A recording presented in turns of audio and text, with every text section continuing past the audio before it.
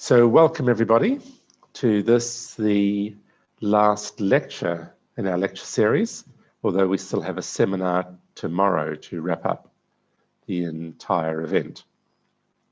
So the program this afternoon is that I will summarize the last lecture, and then we will have an opportunity to address any questions arising out of the summary or the lecture. So if you have any comments or questions, please do drop them down in the chat function.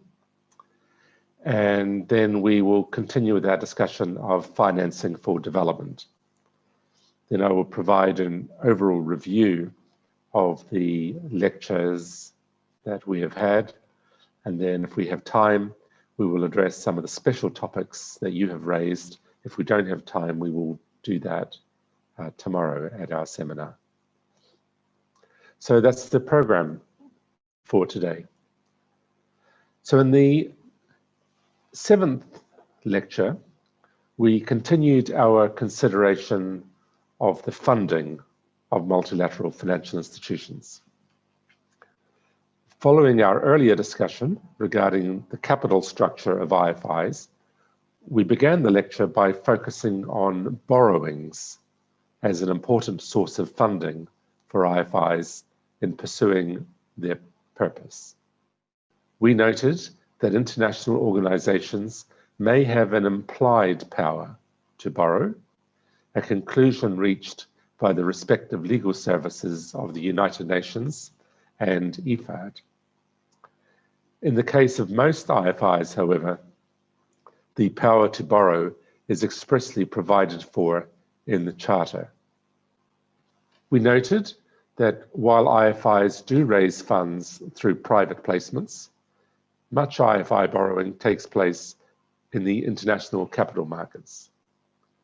IFI bonds are often priced competitively, reflecting the credit ratings of the issuers. In some instances, high ratings are explained partly by the capital structures of the institutions, in particular, the role of callable capital. Having concluded our discussion about the typical sources of funding at most international financial institutions, that is, paid-in capital, reserves, and borrowings, we looked at AIIB as a case study for reviewing IFI sources of funding. We noted that the AIIB has authorized capital of $100 billion, divided into $20 billion of paid-in shares and $80 billion of callable shares.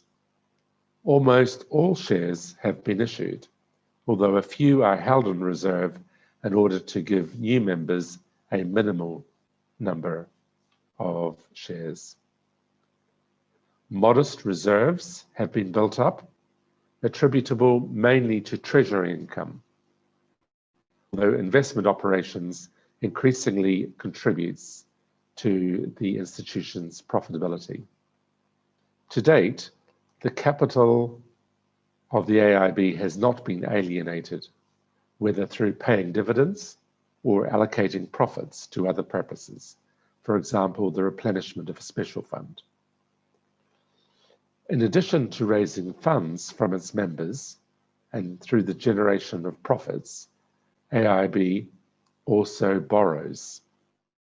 In particular, it has issued a US dollar global bond, achieving competitive pricing in part because of AIIB enjoying the highest possible credit rating from each of the 3 principal rating agencies. In our lecture, we then looked at sources of funding that IFIs mobilize in furtherance of the purposes set out in their respective charters. We first considered the case of special funds, the resources of which were usually contributed by members but belonged to the institution and were separately held from ordinary capital resources. We noted that the AIIB Special Fund is used mainly to help the poorest members prepare project proposals, and, more recently, has been used to subsidize the interest costs on AIIB loans to poor countries hard hit by the COVID-19 pandemic. Finally, we noted that another important source of funding for IFIs is commercial co-financing. Mobilizing such funds is an important activity for IFIs involved in private sector projects because project costs cannot be met by the institution alone.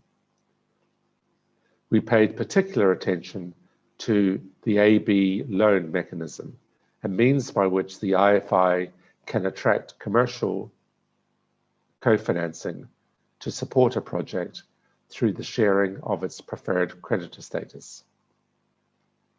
In the lecture, having concluded our consideration of the funding of multilateral financial institutions, we then turned to the subject financing for development. We discussed first the political context that explains development priorities and how they are to be financed. Here, the United Nations has played a leading role, especially in facilitating agreed positions emerging from a number of international conferences. Especially important are the 2030 Agenda for Sustainable Development, the Paris Agreement on Climate Change, and the Addis Ababa Action Agenda for Financing for Development. The IFIs played a role in the development of these documents, not only because of their respective mandates, but because many of them have a close association with the UN as the sponsor, either because they are specialized agencies or because they enjoy United Nations observer status. And here again, we can remind ourselves that the AIIB has subsequently been granted United Nations observer status. In the lecture, we then considered the contribution of IFIs to financing development, noting that this may take many forms. In addition to sovereign and non-sovereign lending, financing might also take the form of equity investment, including in funds, and the issuance of guarantees to third parties. Investments using these instruments would be funded not only by IFI shareholder funds and borrowings, but also by special fund resources, as well as third-party funding, such as official and commercial co-financing. Finally, in yesterday's lecture, we noted that concessional financing plays an important role in development, with some institutions, like IDA and IFAD, being heavily engaged in this activity. Other institutions could also provide concessional lending and support by the selective use of special funds and other donor funds. We also noted that IFIs can also support financing for development by providing policy advice and technical assistance, and by making their accumulated knowledge available to others. In this respect, the IBRD has played a leading role for many years. So that concludes my summary of the last lecture. But for now, let me continue with our discussion of financing for development. And after having introduced yesterday the modalities for IFIs generally in relation to their financing, we now turn to consider AIIB financing modalities specifically. And it's useful to do this because the AIIB, as we've noted on previous occasions, is the most recent of the large international financial institutions, and it also is a highly flexible institution, for example, financing projects in both the public and private sector. And so it has the benefit of the experience of the other institutions as well as having a readiness to take on innovative approaches to financing. So it's a useful model to study because it represents, as so often, continuity with the other IFIs, with the AIIB being placed firmly in the family of international financial institutions, while also being an institution marked by a number of forward-looking initiatives, a number of innovations that set it apart from the other institutions. So many of the financing modalities of the AIIB are reflected in the AIIB Charter, and there are several provisions in the Charter that are relevant in this respect. The first is that the AIIB has a broad purpose and flexible means to achieve this.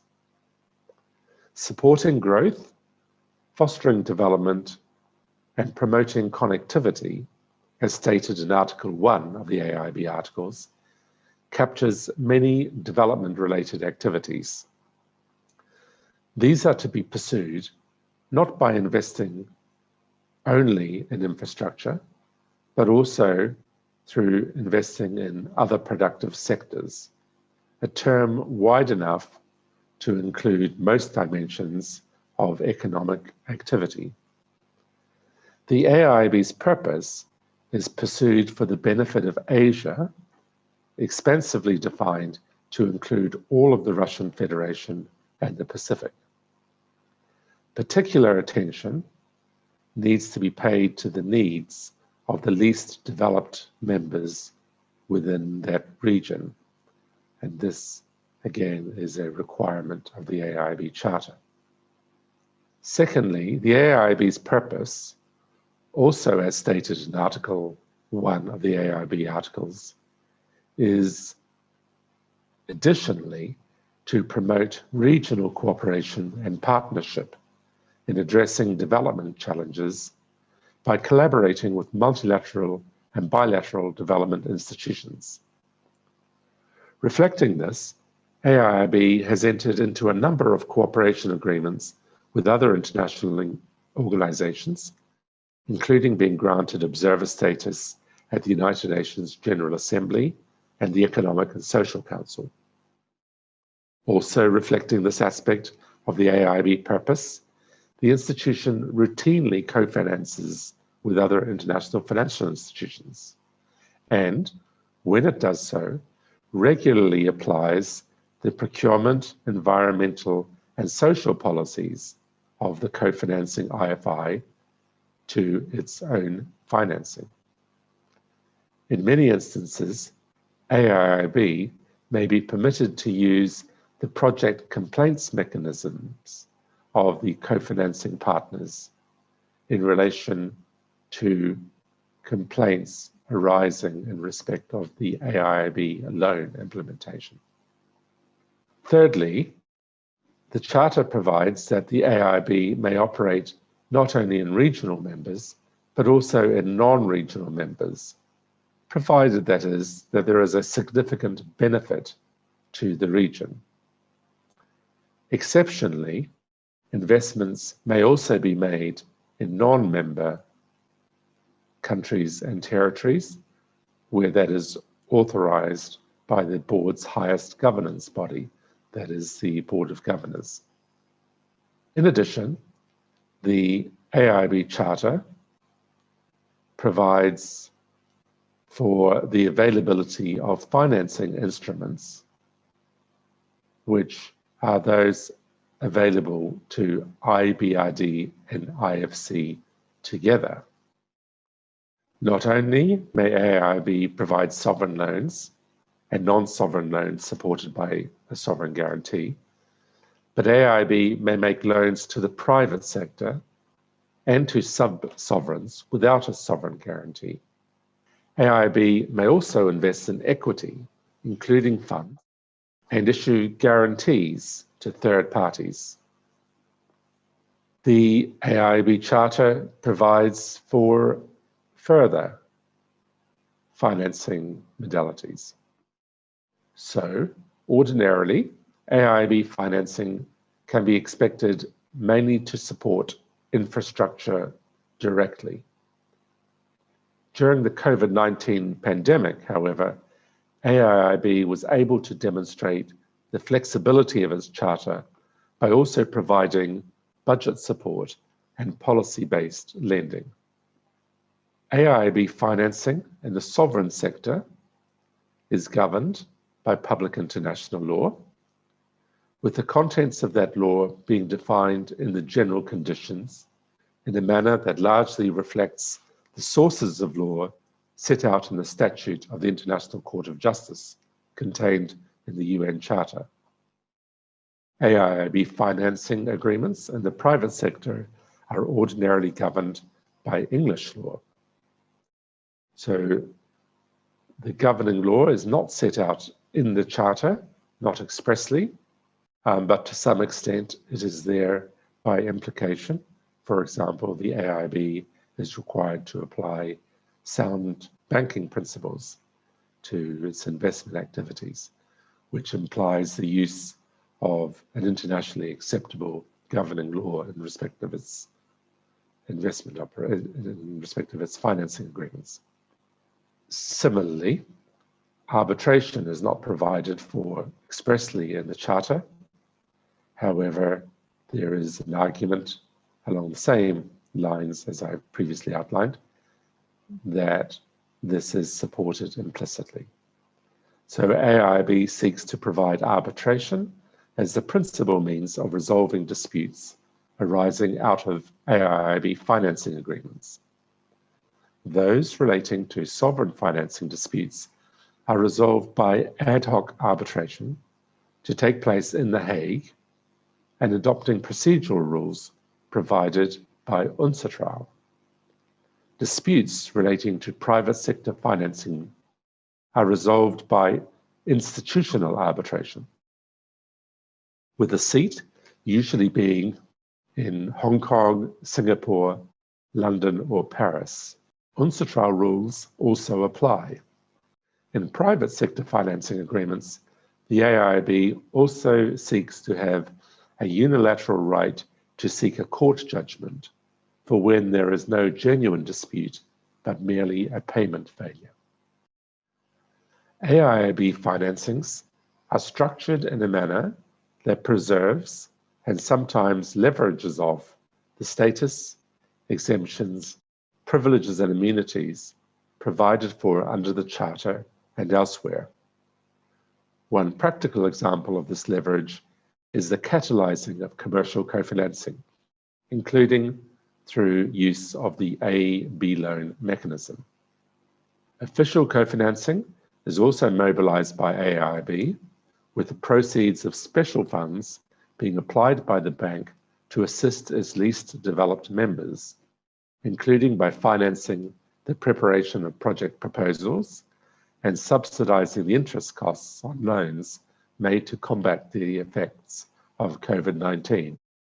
AIIB, in addition to providing financial support, may also provide technical support, sometimes funded by third-party sources.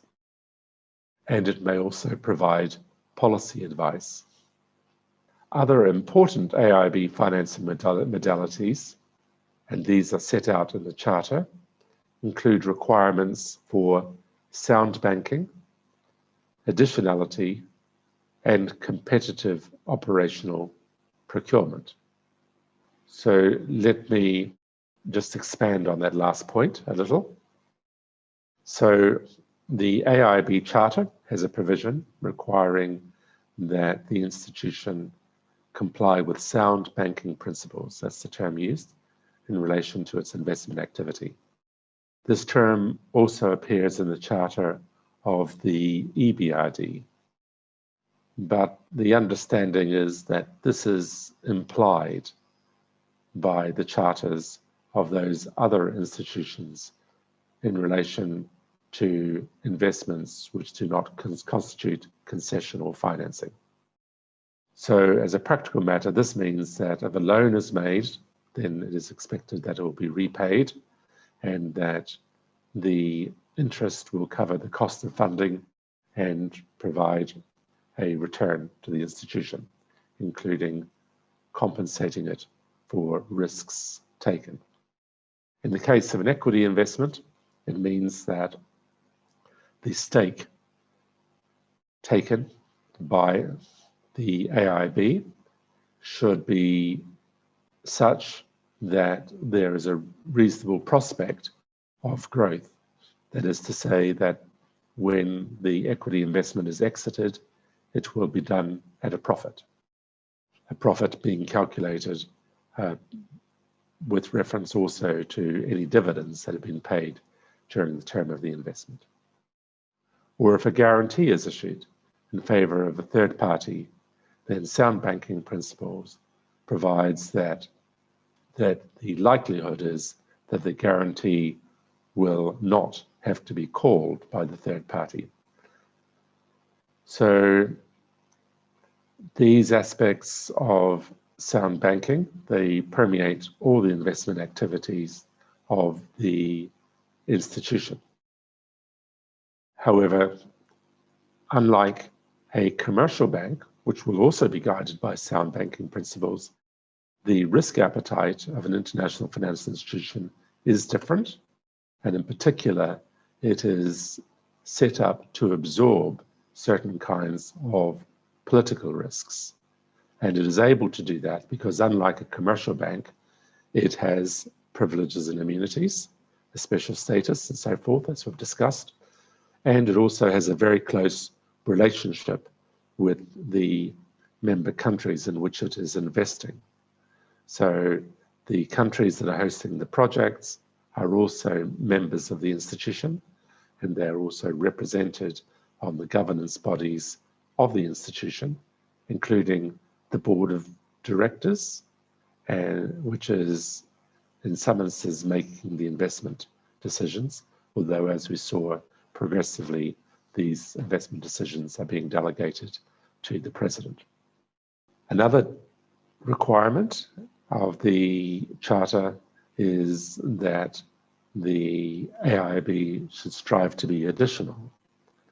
So this is a provision that is expressed in very rigid terms in the Charter of the EBRD.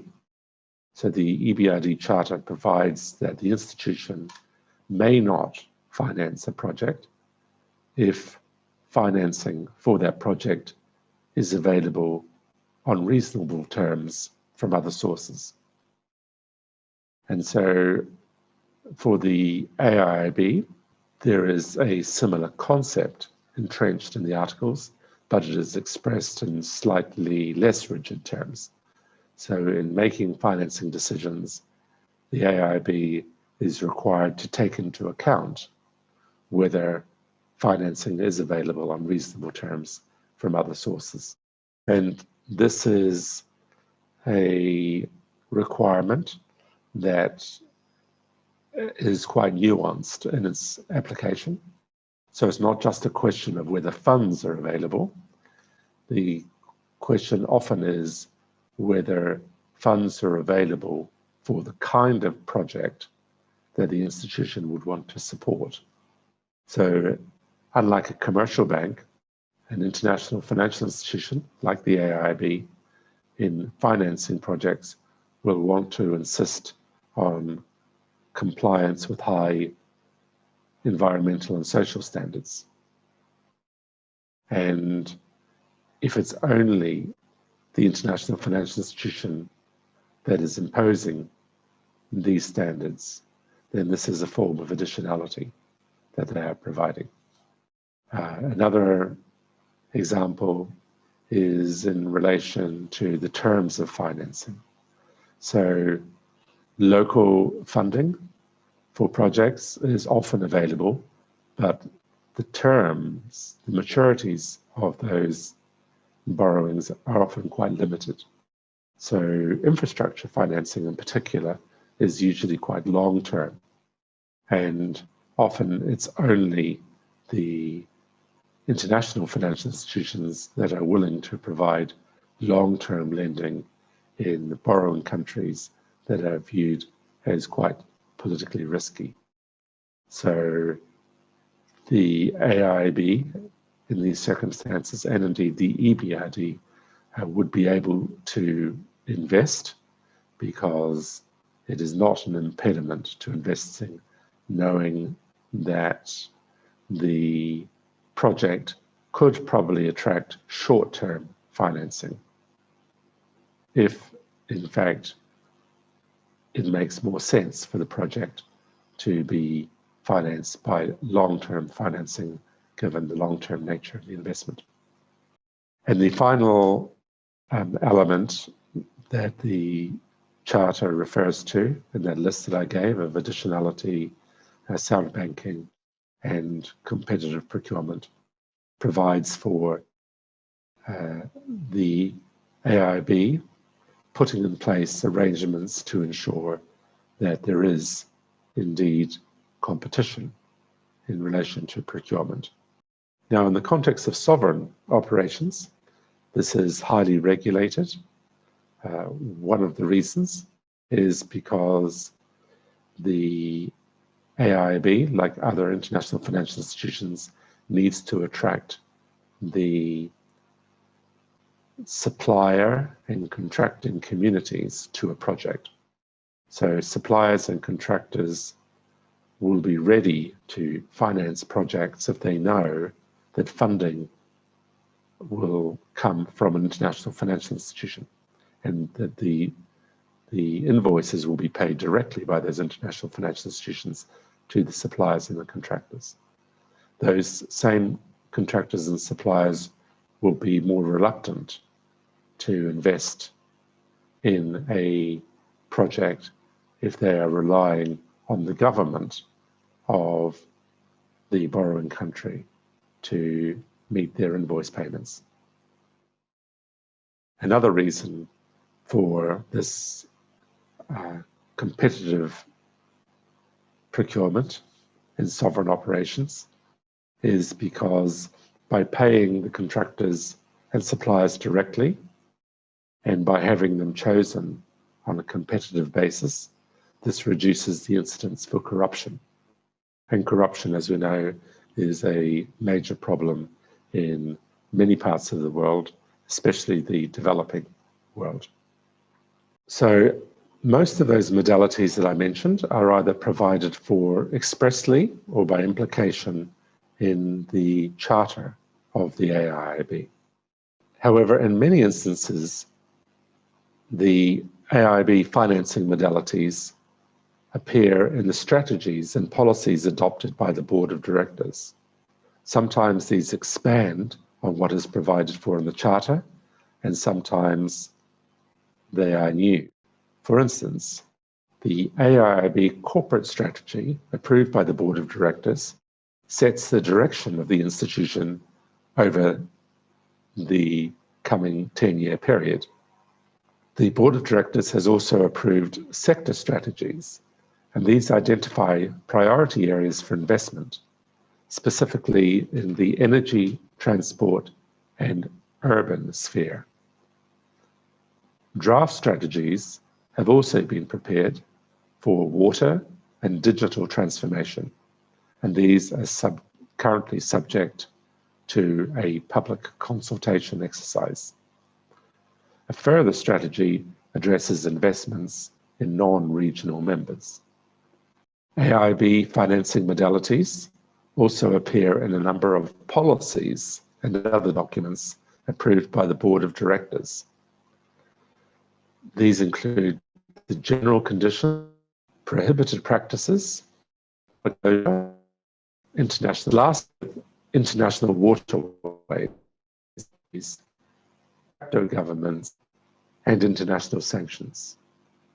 So the general conditions are a document which is incorporated by reference and guarantee international financial institution. They are usually very short, and especially short, are the guarantee agreements. And they are incorporated into a document that is called the General Conditions, and which has different names at other institutions. It's called, for example, the Standard Terms and Conditions.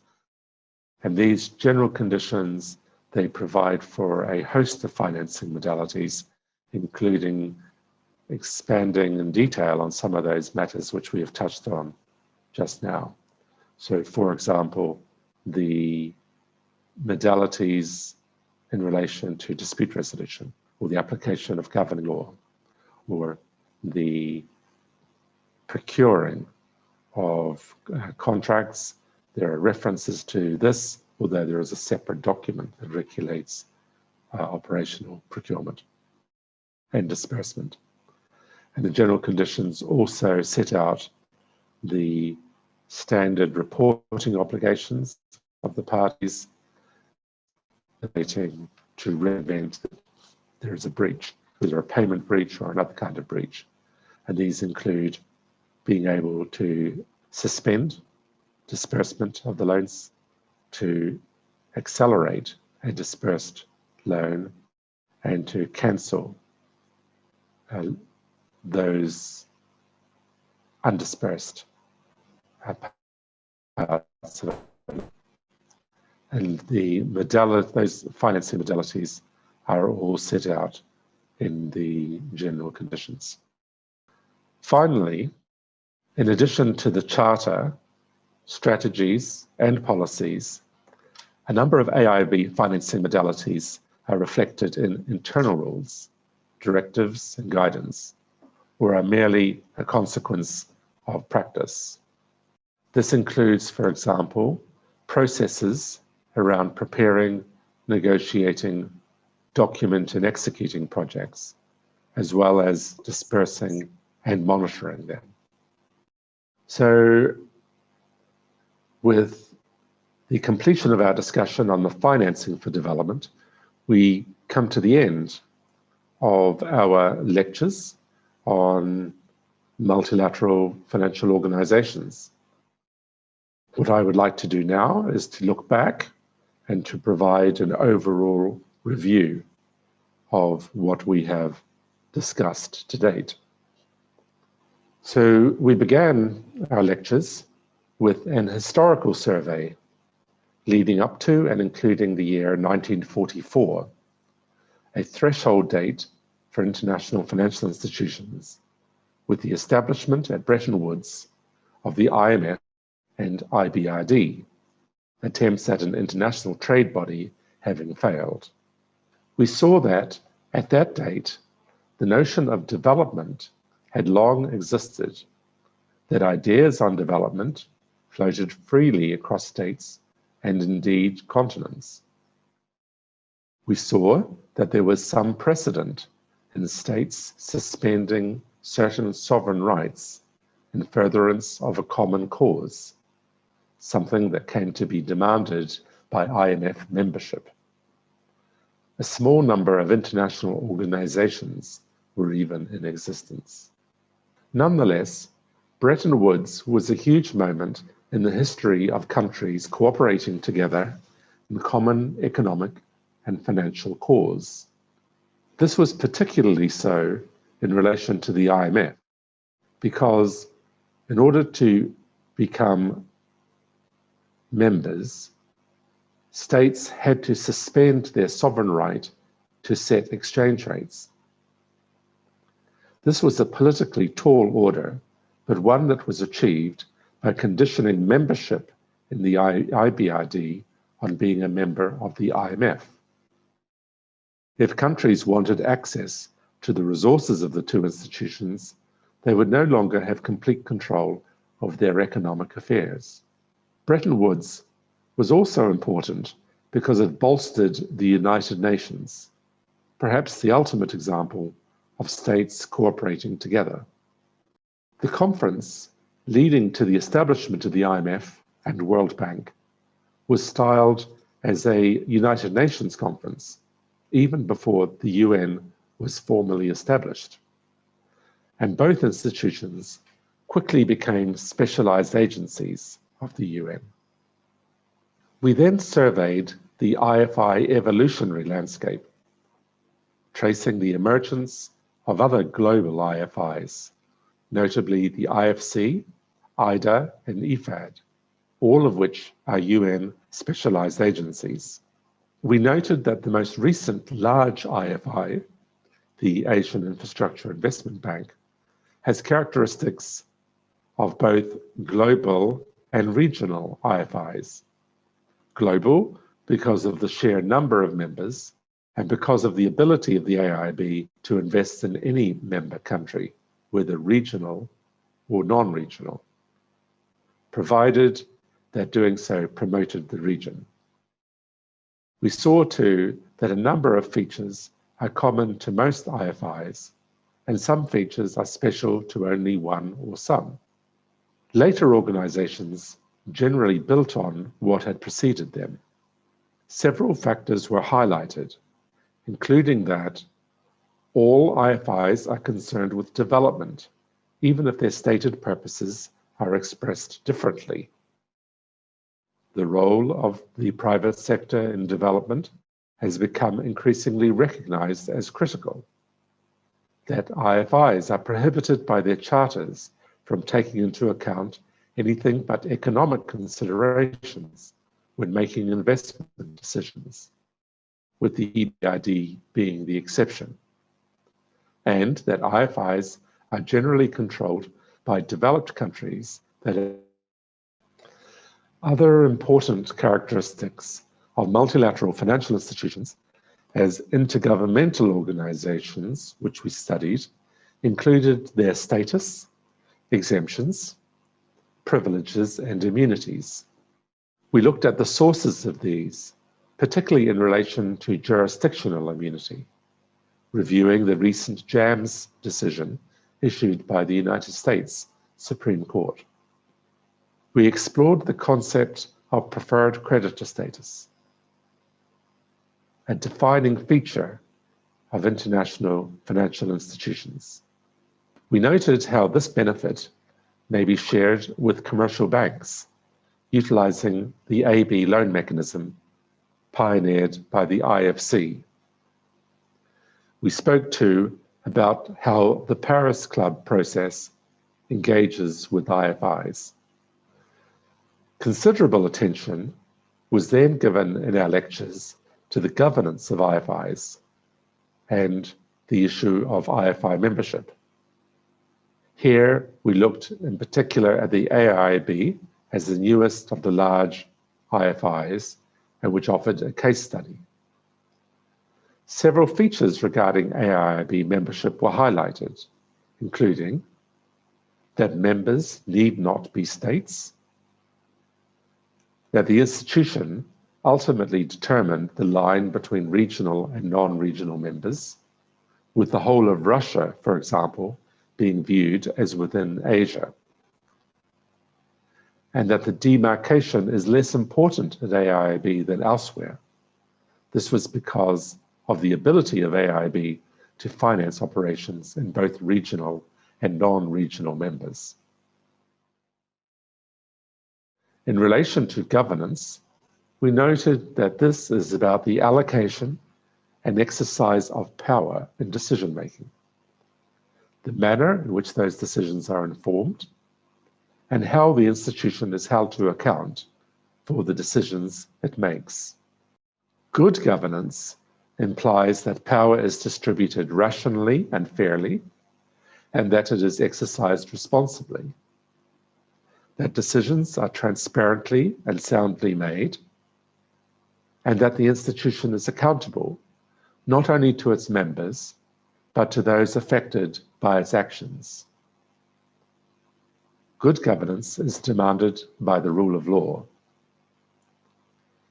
In considering how IFIs allocate power, we saw that this is achieved in large part through the participation of members in decision-making, that is, voting, and through the making of high-level appointments.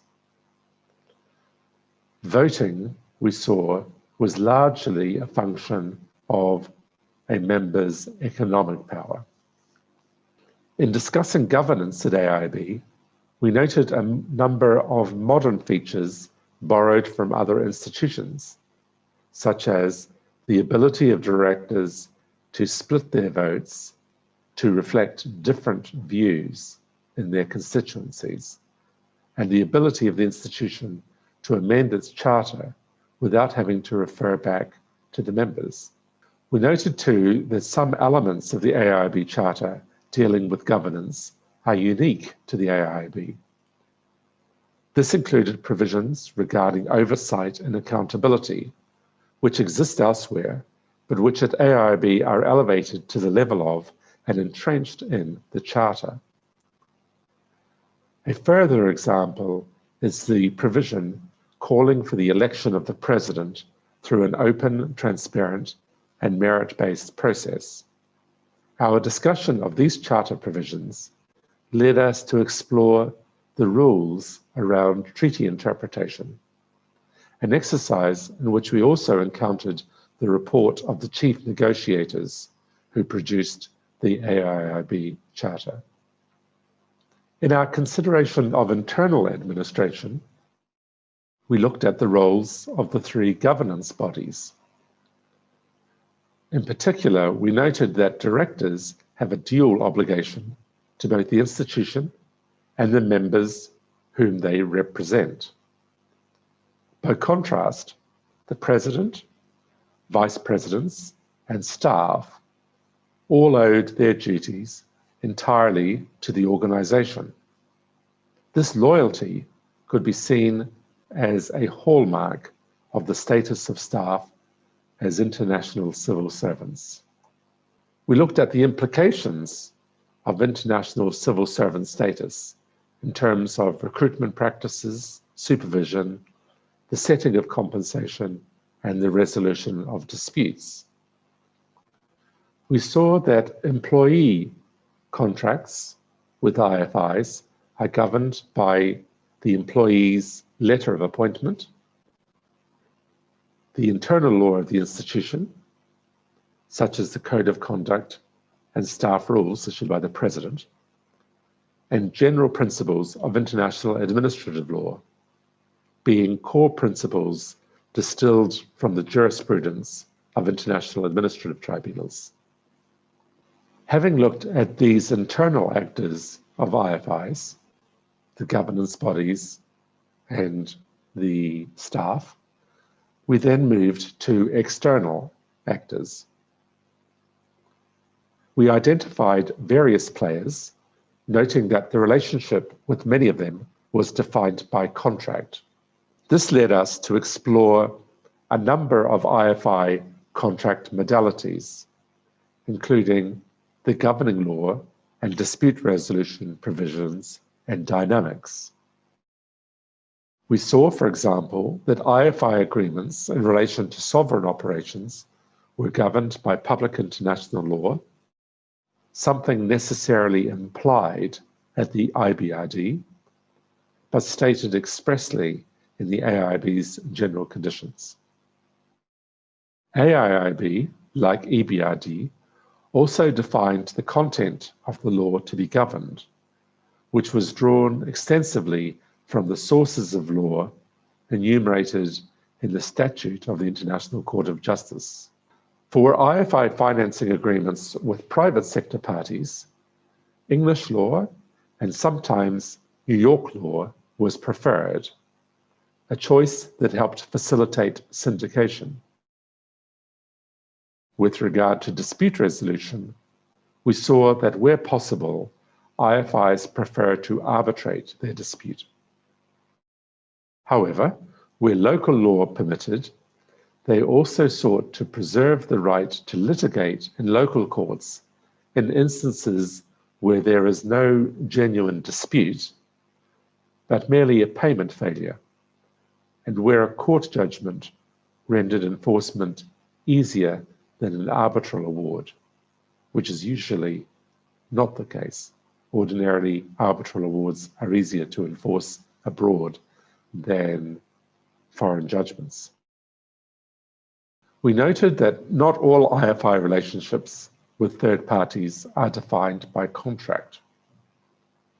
We recognize the principle that an international organization may be held accountable for its actions to third parties is now generally accepted as part of customary international law, which, as we know, is binding on all subjects of international law, including international financial institutions. We noted too the work of the International Law Commission in preparing draft articles on the responsibility of international organizations, articles which had not yet been widely adopted. Finally, we considered the role of regulators, noting that they did not have jurisdiction over IFIs, but they could be an influence on IFIs as self-regulators. National standards on a range of activity may inform IFI policies. IFIs also sometimes voluntarily adopted national standards, for example, in the preparation and auditing of financial statements. And incidentally, these are not so much national standards as being standards that are not rooted in any one country, but which are broadly supported by the accounting and auditing communities and the regulatory environment of many countries.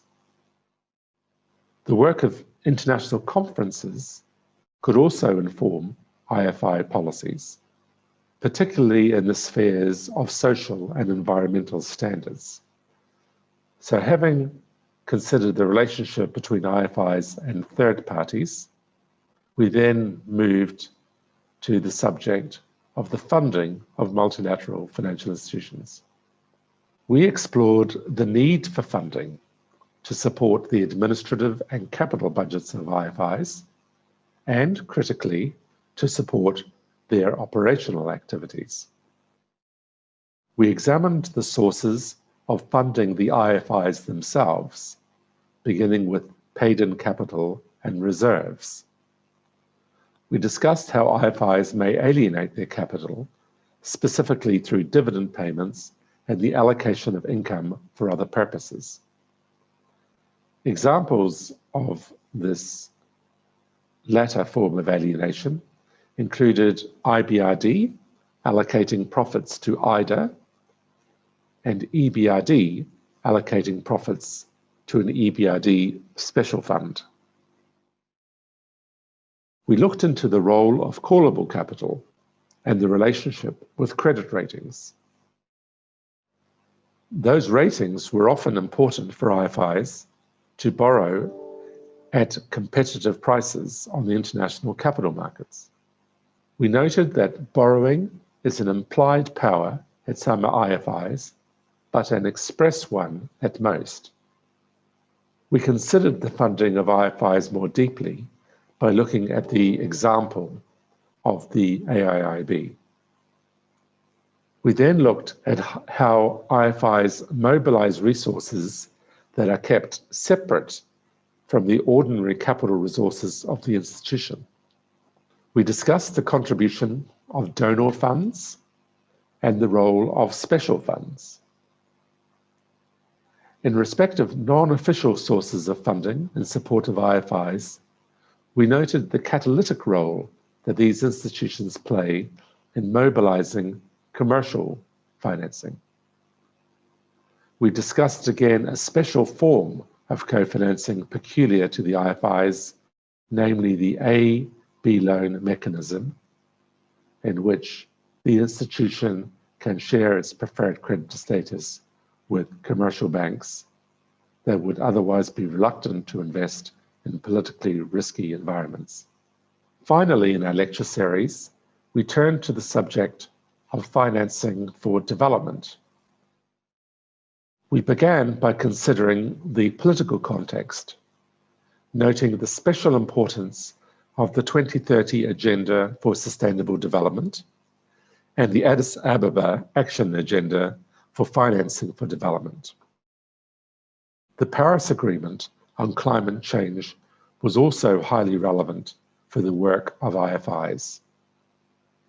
The international financial institutions had a role in the preparation of the documents leading to these outcomes, and the documents also speak directly to the international financial institutions in terms of contributing to the implementation of the agendas set forth in those documents.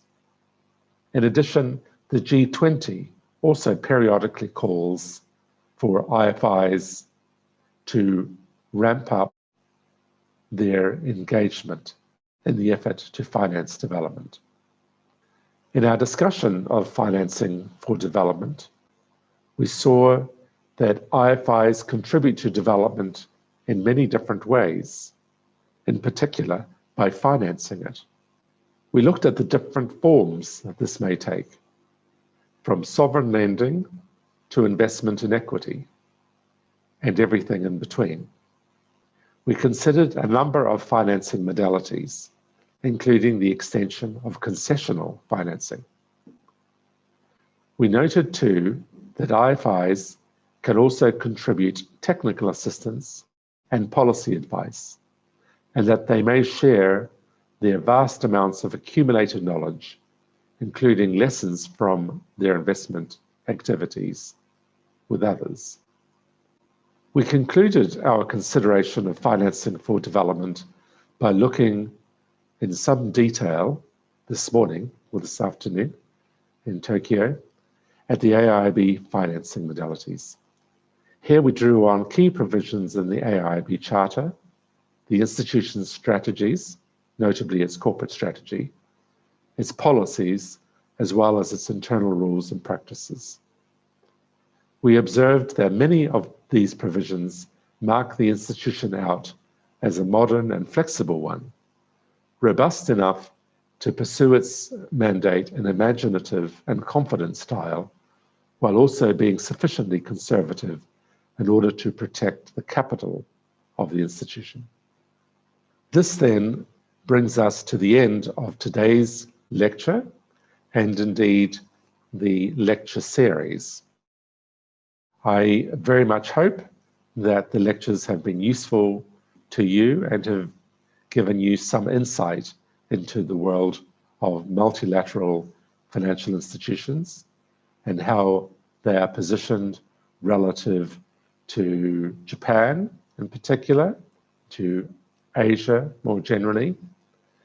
And I hope too that you have got a fuller understanding of the most recent of the international financial institutions, namely the AIIB.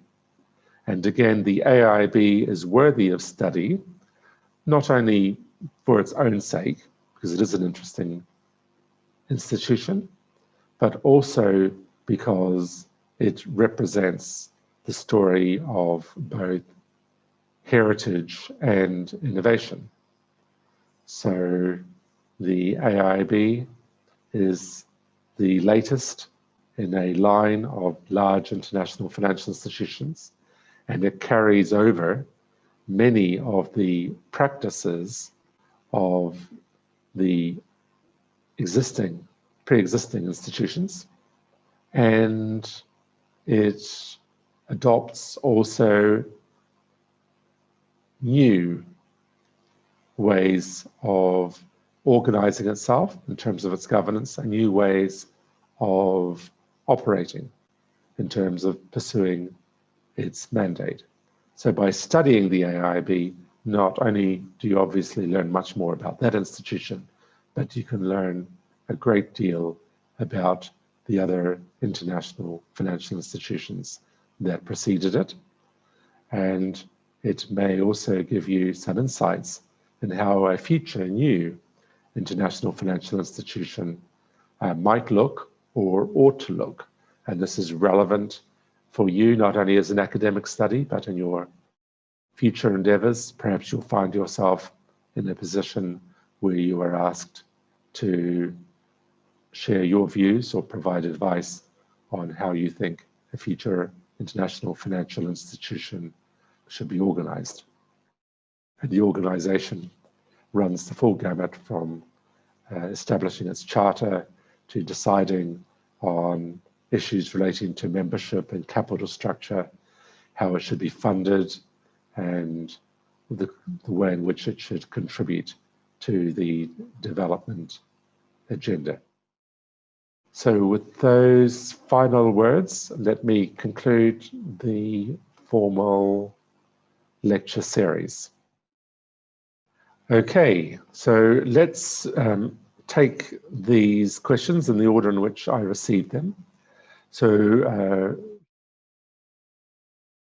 has asked a question in relation to preferred creditor status. So has asked me to say a little bit more about how the preferred creditor status operates in practice.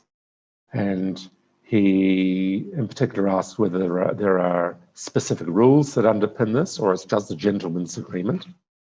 And he characterizes the informal gentleman's agreement as possibly being something of an anomaly, and therefore is looking for what is the principal set of rules that govern the relationship between IFIs and the other official and official creditors, in relation to which the IFI practice of exemption, or the IFIs enjoying the exemption, is viewed as being anomalous. So that is the question so I'm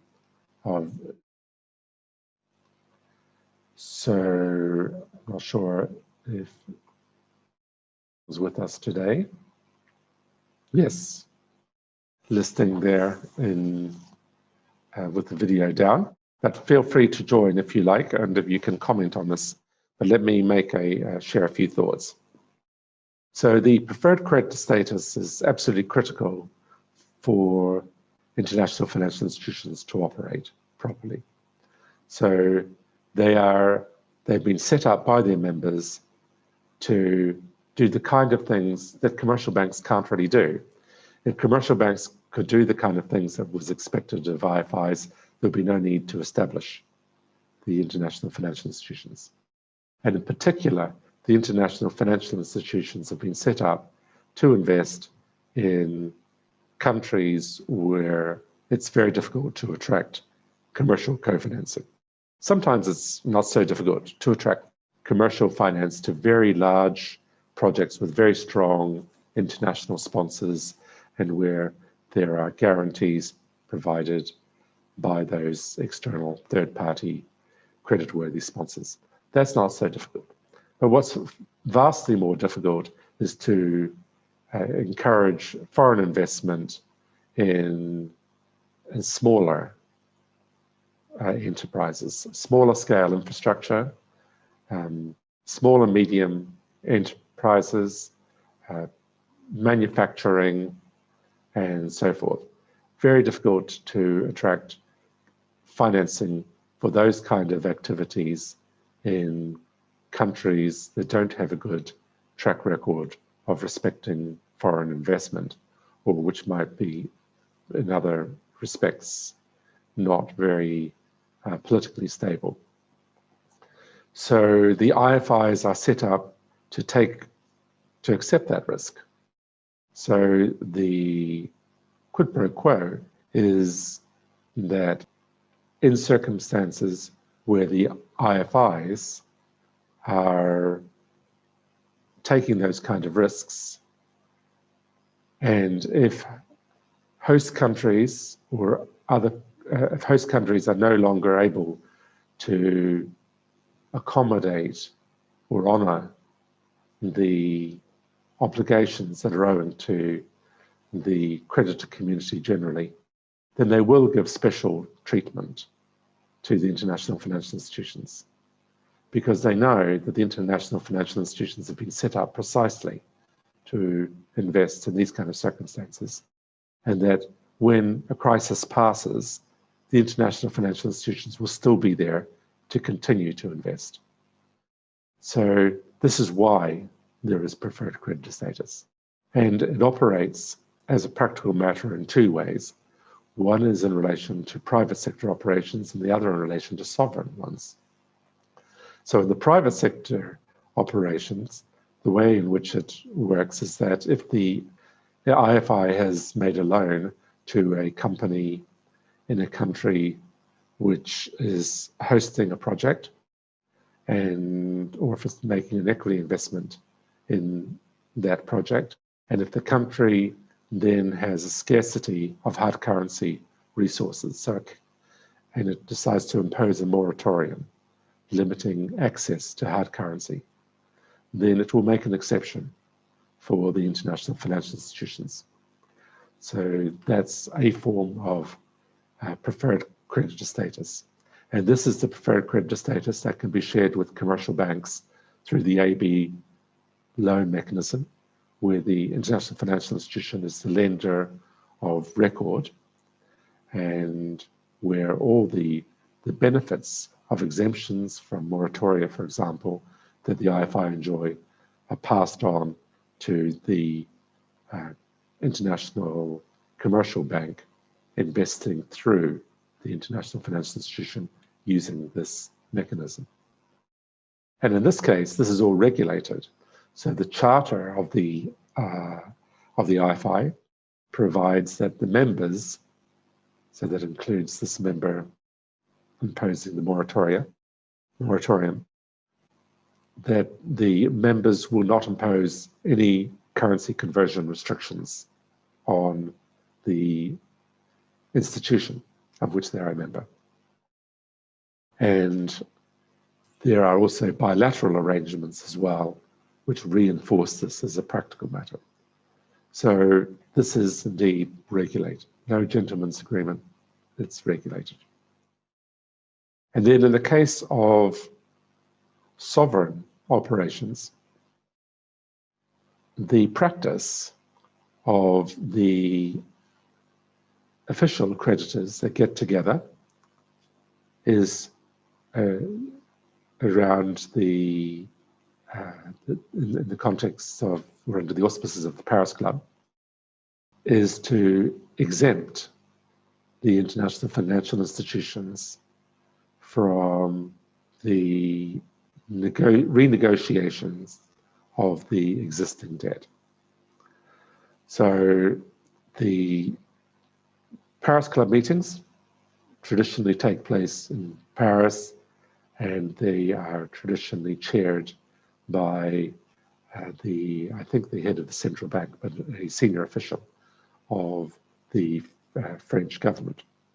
And the official creditors of countries often take the form of export credit agencies and state-owned banks or private banks that are benefiting from some sovereign support or backup. So they're really surrogate banks. So those institutions, they will have vast amounts that are exposed to potentially vast amounts that are exposed and which are not able to be repaid in accordance with the repayment schedules of the various loans. And those loans then have to be renegotiated, but the IFI loans traditionally are excluded from that exercise.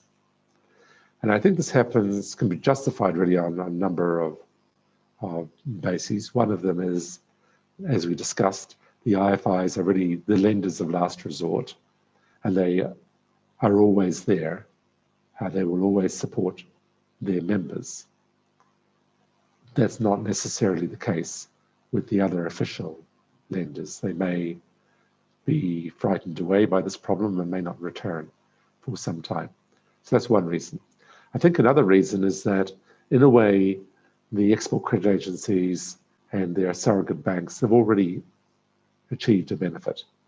So the purpose of the export credit agency and the surrogate banks is to promote the exports of the exporting country.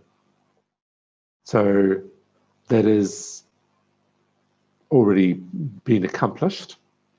So exporting is occurring. New markets are being identified and penetrated. So there is already a benefit, even if the financing commitments are incapable of being honored any longer by the host state. So I think that the official lenders and the IFIs have quite different interests, even though both of them have exposures in the country that the country is having trouble honoring, or in respect of the payments of which the country is having difficulty honoring. So that's all I wanted to say about preferred creditor status. Are you there? Is that helpful? Is there anything further you wanted to ask or any comment you wanted to make? You could do that now, or if you prefer, you can jot something down in the chat function. So let me move to the second question I received. So this was from, and she wanted me to talk a bit about the difference between the AIB and the ADB. And she notes that, of course, both of them are located in Asia and are supporting infrastructure development in that region. So how are they different? Is the relationship, should be better characterized as being something that's complementary, or do they keep each other in check? So we've talked quite a bit about the international financial institutions with reference not only to the AIB in particular, but also quite a lot to the ADB. And we've seen that there are many, many similarities, as indeed there are similarities across all of the international financial institutions. But the similarities are more pronounced with respect to the ADB, insofar as there is a high degree of convergence in respect of the region which is being supported. But it's not exactly the same. So, for example, the AIIB invests in the whole of Asia, including the Pacific, and that includes also the whole of the Russian Federation. So the ADB does not invest in Russia. Another example is that for the AIIB, the point of reference for defining what is Asia is the classifications adopted by the United Nations Statistical Division. And so they identify Asia as commencing in the West with Cyprus. So Cyprus is a regional member of the AIIB. And I think that for the ADB, the region starts a bit further east. So that is one difference. And then another difference is that the ADB is confined to investing in that region. Of course, they can channel their funds through non-regional members. For example, when investing in a fund, they may take an equity stake in or make a loan to an entity that is established in a non-regional country. For example, the Cayman Islands, as we've discussed.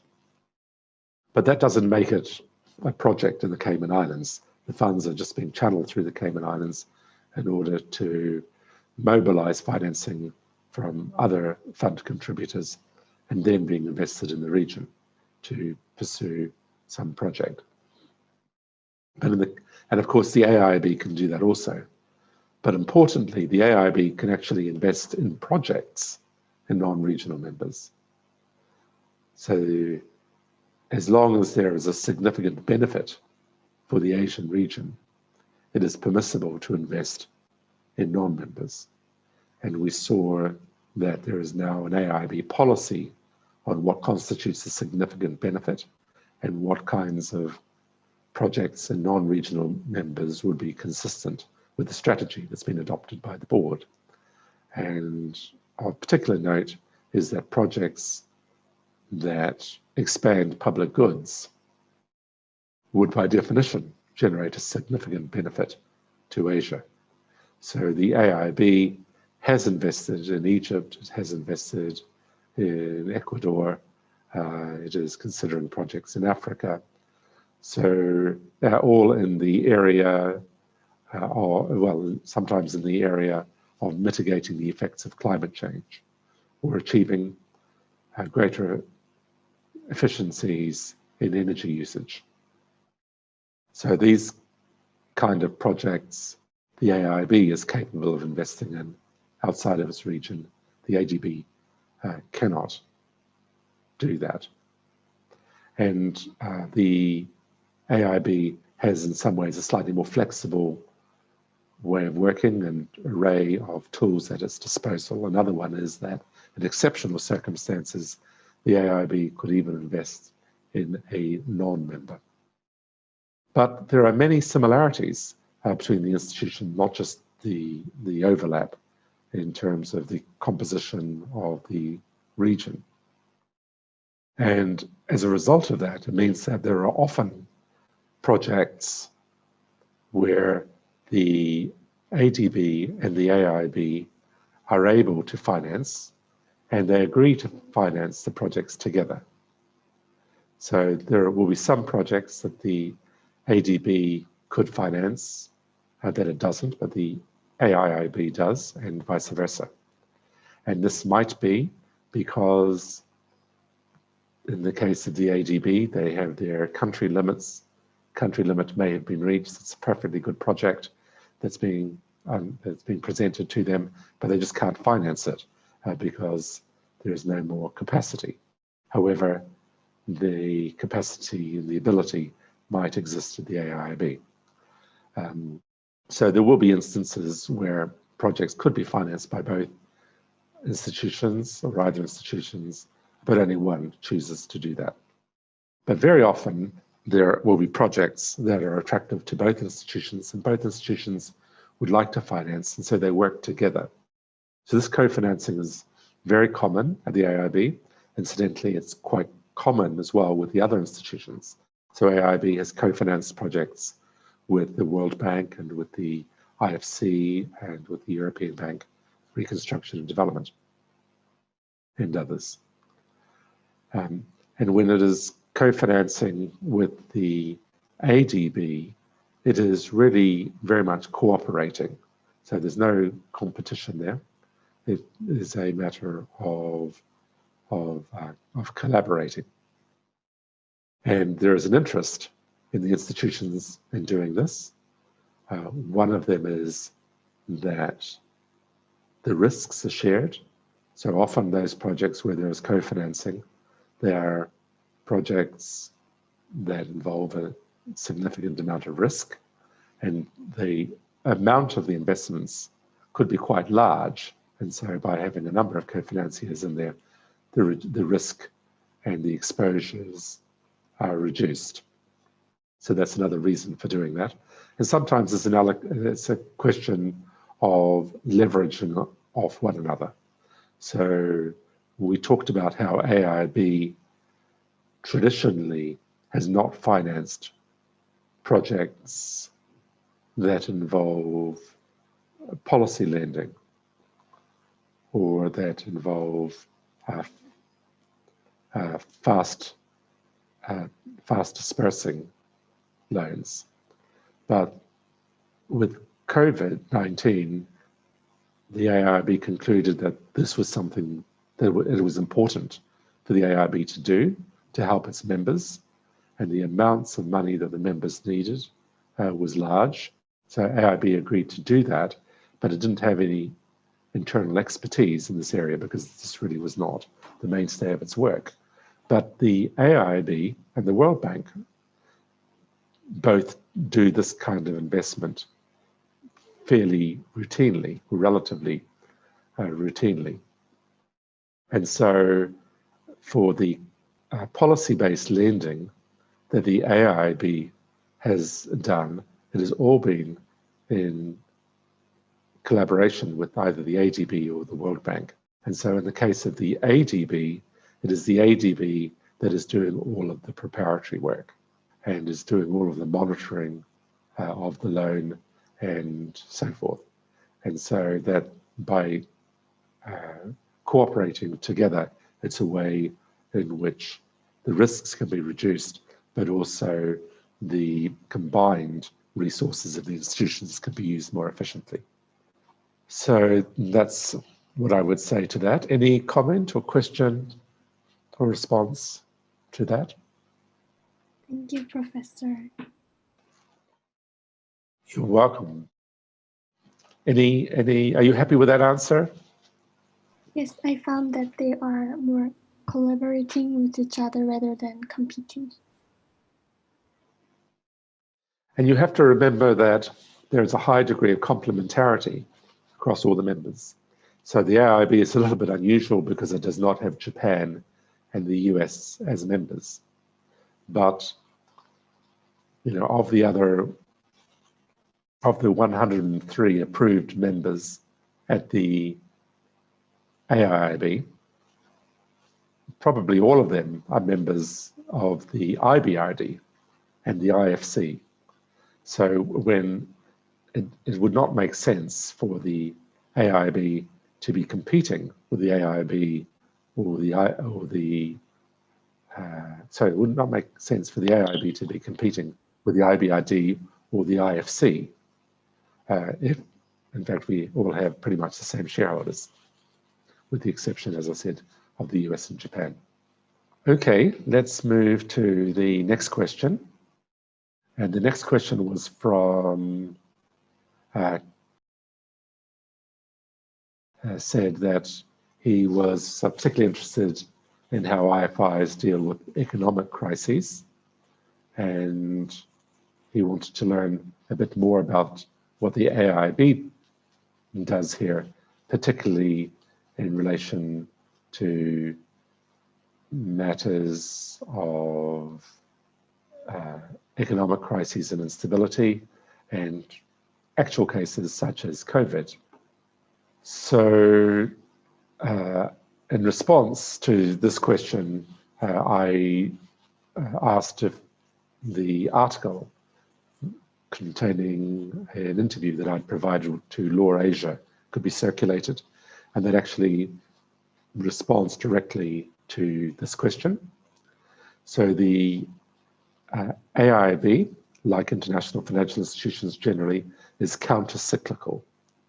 So when economies are booming, they are growing, they can find it relatively easy to attract financing, and the need for international financial institutions is not as great as it might otherwise be.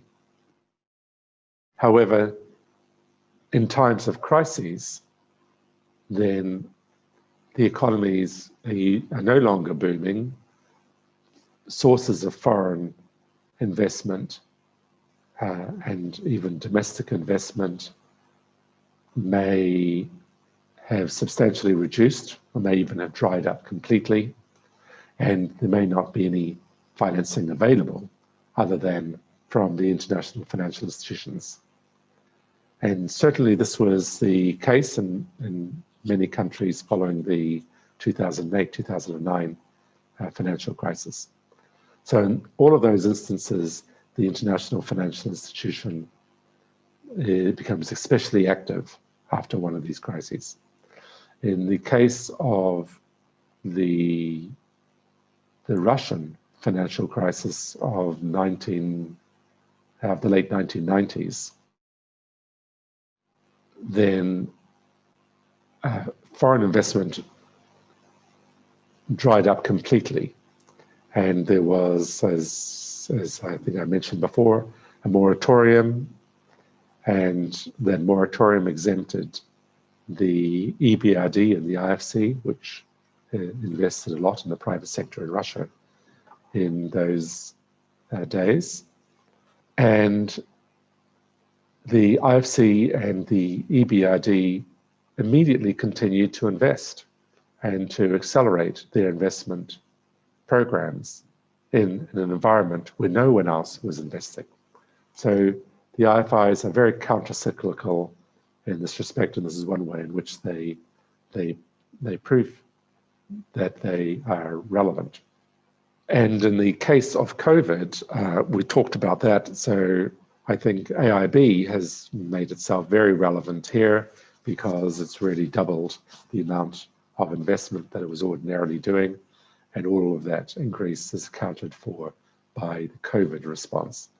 And countries really needed support to meet, just to preserve the existing productive capacity, as well as fighting the pandemic on the front line.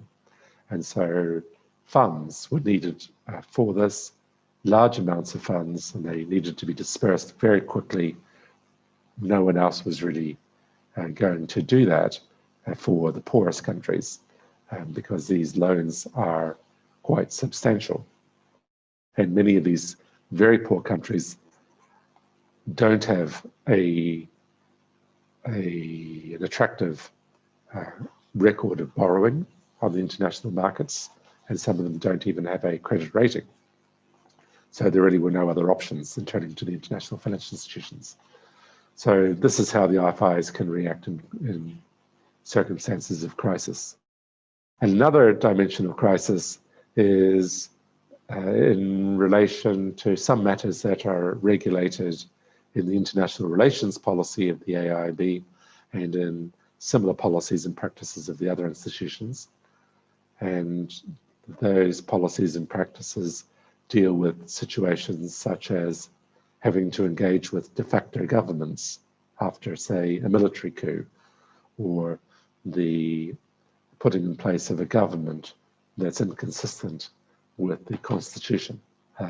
So these kind of situations of crises need to be worked through by the international financial institution. So commercial banks are ambulatory.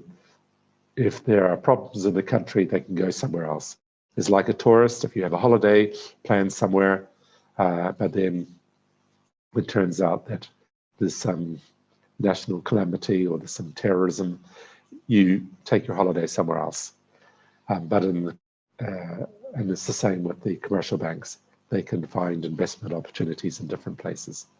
But for the international financial institutions, they continue to invest in countries, even though those countries are encountering some kind of economic difficulty, and they continue to invest in the countries, especially in circumstances where those countries are encountering different kinds of crises. So that's all I wanted to say on that question. Does that respond sufficiently to your question? Thank you, Professor.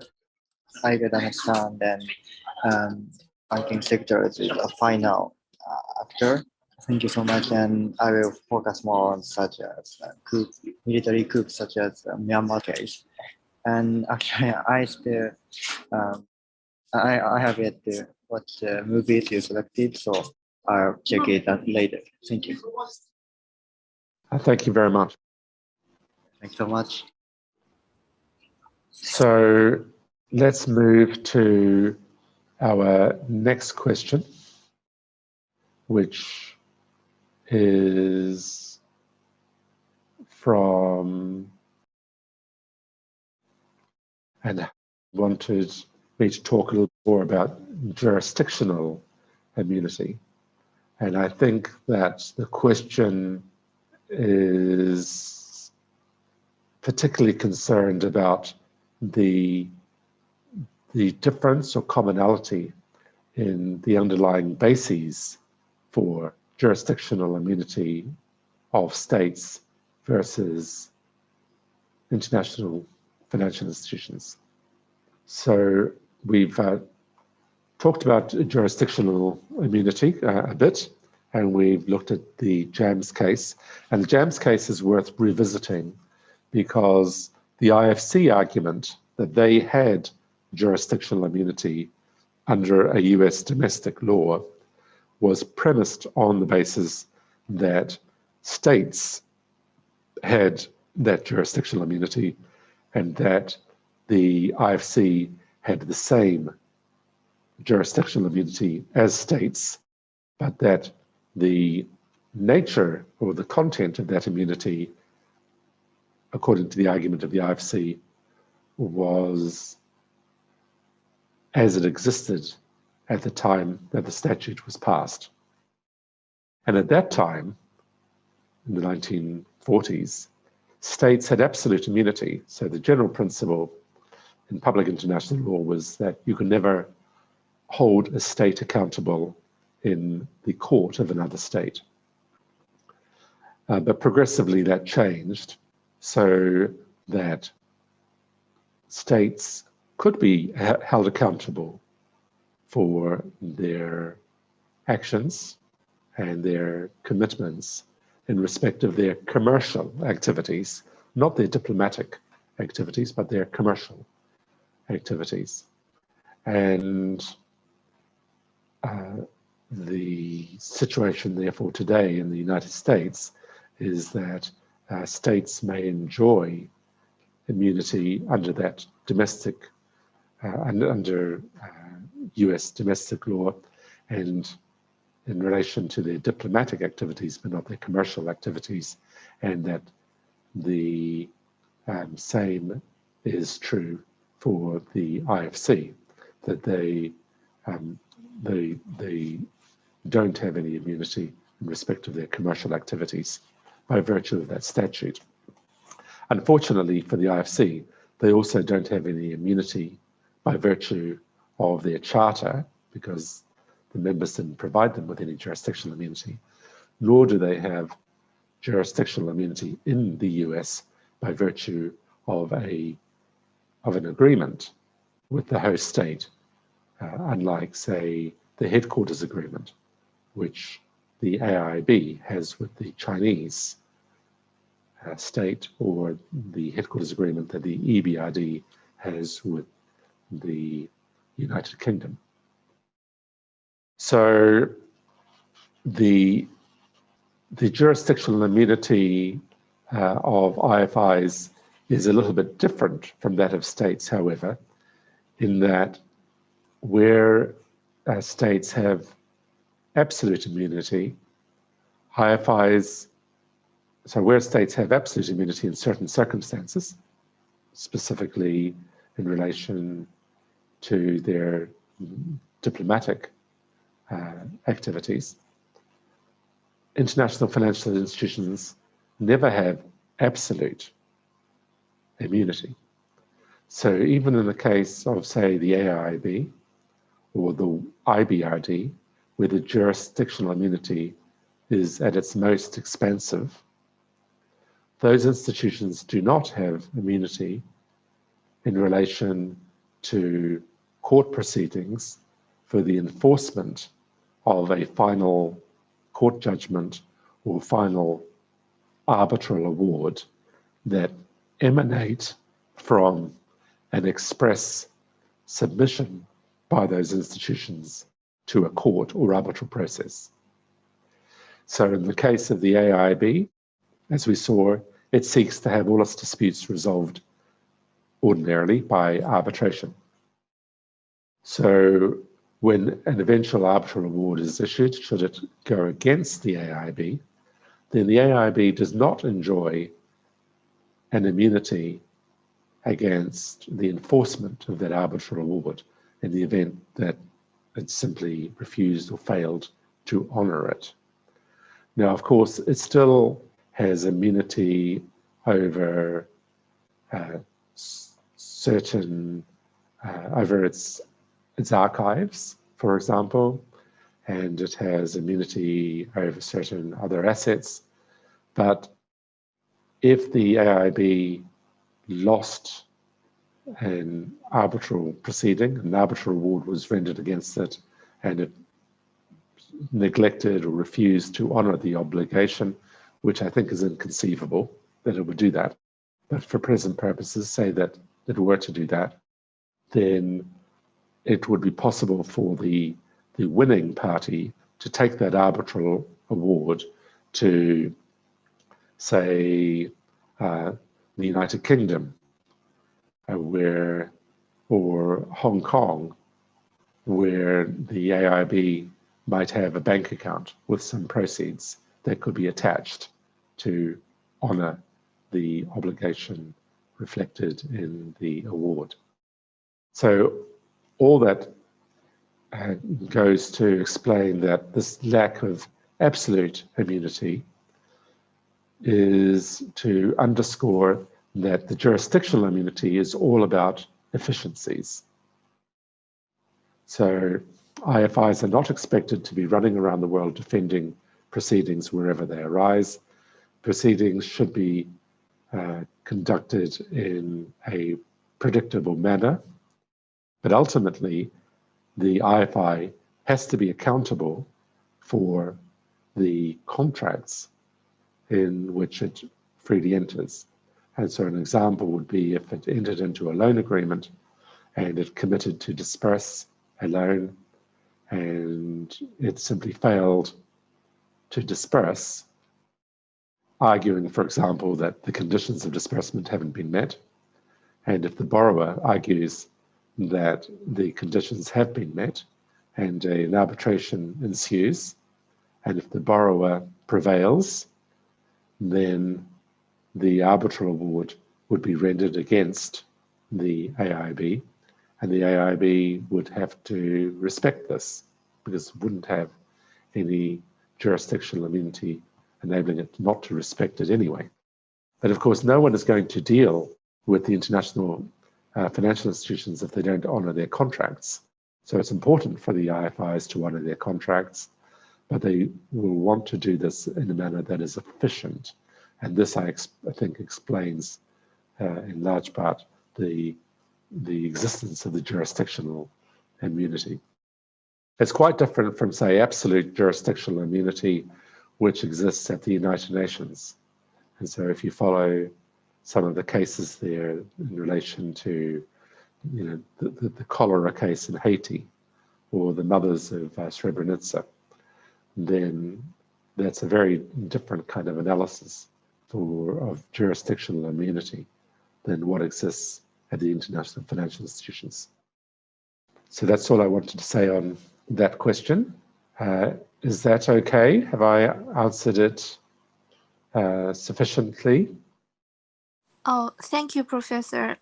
Could I ask one more question that's related to your answer? Yes.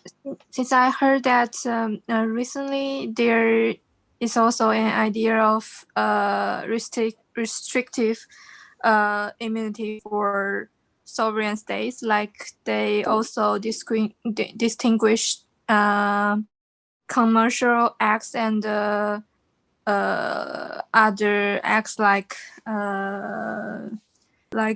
sovereign acts, and they only permit the state to have the immunity for sovereign acts. So I'm wondering whether the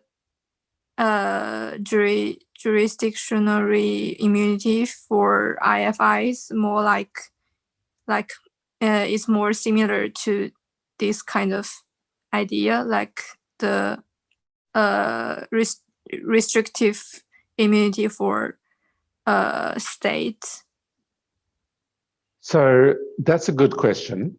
When the JAMS case was going through the courts and they were developing the arguments, and the JAMS case involved the submission of amicus briefs by other international financial institutions who supported the IFC in their arguments. Some of the IFIs did this. The AIB was not involved in that particular case, and the view was taken that the US was not a member of the AIIB, and we didn't have an office there, we didn't invest there, so we shouldn't get involved in the correct interpretation of a US statute. So the AIIB was not involved in preparing the amicus briefs. But I did read the amicus briefs.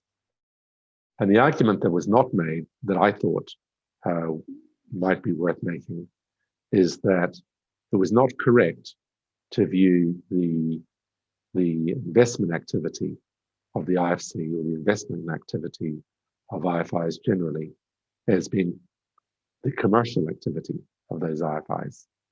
In fact, this is more akin to their sovereign activity. That's what IFIs do. They invest in developing countries. And so maybe they should have an immunity that is more akin to that which applies in respect of sovereign activity. If you look at states, if they are involved in commercial activity, that commercial activity is sometimes a long way from the sovereign or diplomatic activity that they have. And so it's perfectly natural that if a state should sort of invest in some enterprise and earn dividend income, that it should be taxed, for example. Or if a state decides that it wants to get into the real estate business as well, and then it enters into various contracts, then it should be held accountable under those contracts in the courts or in accordance with arbitration or whatever the dispute resolution mechanism is, because this is not what states do. This is not why states exist. They don't exist for the purposes of investing in foreign real estate. But in the case of IFIs, that is at the core of what they do, namely to invest in development. But anyhow, that argument was not made, and I was sort of curious what would have happened if that had been made and had played out. So I would say that there is a reasonable argument that this issue were to arise again, to say that the IFI activity of investing in development really is at the core of what IFIs do, and therefore they should benefit from the full range of immunities that is available for those kinds of acts that are attributable to the very purpose for which either a state or an international financial institution is set up. But as I said before, the international financial institutions would always have an interest in making sure that there is an alternative means available of an aggrieved party being able to pursue a claim against the IFI, as long as this is through a predictable course. For example, through a means where there is a familiar language, where there are known processes, where the courts do not get overly involved, but where they're available to ensure the compulsion of the attendance of witnesses and documents and so forth. Does that answer your question? Yeah, thank you. It actually solved one of the most problem that I'm stuck in with my final report, because I hardly distinguish the acts of IFIs, whether it is a commercial acts or sovereign acts. So it's really helped me a lot. Thank you very much. Very good.